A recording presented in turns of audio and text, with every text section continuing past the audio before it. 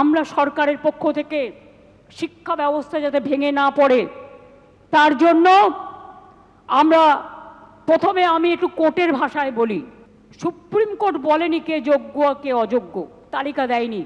সরকারকে যোগ্য ও অযোগ্যদের আলাদা করার সুযোগ আদালত দেয়নি, ফ্যাক্ট ফাইন্ডিংয়ের অনুমতিও দেয়নি। সিবিআই যা যা কাগজপত্র চেয়েছিল তদন্ত করার জন্য এসএসসি সব কাগজপত্র তাদের দিয়ে সাহায্য করেছিল। আজকে যে আলোচনাটা হচ্ছে এই রেকর্ডটা কেউ কেউ আবার ট্যাপ করে প্রধান বিচারপতির কোর্টে পাঠাবেন আমাকে যাতে জেলে পোড়া যায়। তাই মনে রাখবেন আমি লটা জানি, আমি নিজেও লয়ার হিসেবে অনেকগুলো কেস করেছি। যারা আজকে শিক্ষা কাঠামোকে সম্পূর্ণ ভেঙে দিয়েছে আমি তাদের জন্য বলতে চাই আমরা এটা নিশ্চিত করব, আমরা একটা ক্ল্যারিফিকেশন চাইব প্রথমে।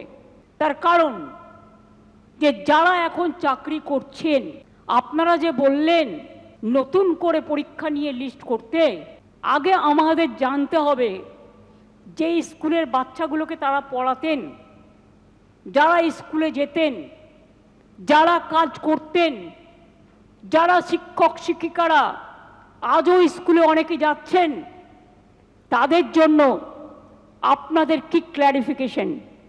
স্কুল কে চালাবে, কাজগুলো কে চালাবে? না খেয়ে মানুষ মেরে দেবার অধিকার তো আমারও নেই, আপনারও নেই, কারোরই নেই।